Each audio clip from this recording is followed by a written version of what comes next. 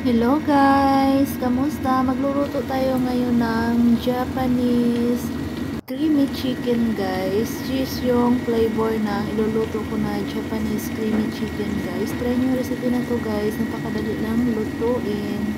So ito yung mga ingredients natin guys. Yung chicken natin nahiwa ko na siya guys. At na-marinate ko na ng light soy sauce guys, tapos white pepper. So ito yung ating chicken, tapos ito yung Japanese creamy na cheese yung flavor. Tapos naghiwa rin ako ng shallot and then carrots, potato, and then yung ating bell pepper guys. So i-marinate na natin yung ating chicken guys ng soy sauce.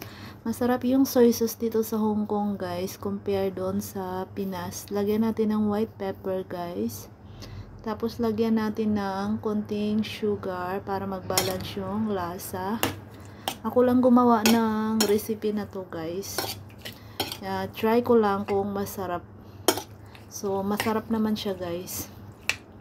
Try nyo yung recipe na to guys. I-marinate nyo lang siya ng mga 10 to 15 minutes. So, mapainit na tayo ng kawali guys. Lagyan natin ng konting mantika. Tapos lagyan natin ng shallot. Medyo nasulog na yung ating sibuyas guys. Kasi yung kawali namin hindi siya maganda lutuan guys. Hindi siya maganda pupuhan ng isda or chicken. So, ilagay na natin yung ating marinate na chicken. Yung chicken pala guys na ginamit ko. Frozen lang ito.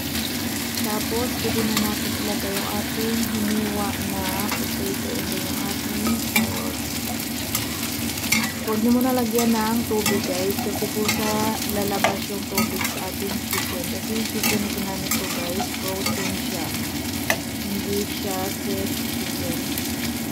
So, luto na yung ating potato guys at saka yung ating chicken. Pwede na natin ilagay yung ating bell pepper guys.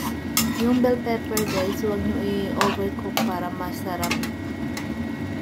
So, pwede na natin ilagay yung ating Japanese creamy na ano guys, cheese yung flavor. Mayroon naman na corn ang flavor guys, pero mas masarap yung cheese yung flavor. So, ito na yung ating Japanese creamy chicken guys. Try nyo yung recipe nito guys. Promise, napakasarap.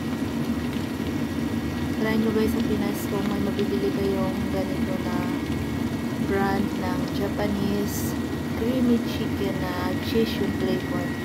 Maraming flavor yung Japanese cream guys. Mayroong corn, mayroong cheese, tapos mayroon yung parang brown yung kulay.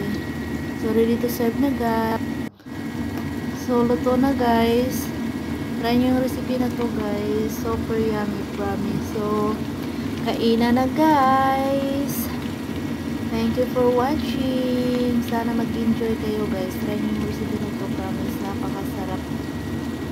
Mas lalo na siguro yung mga fresh chicken guys. Thank you for watching.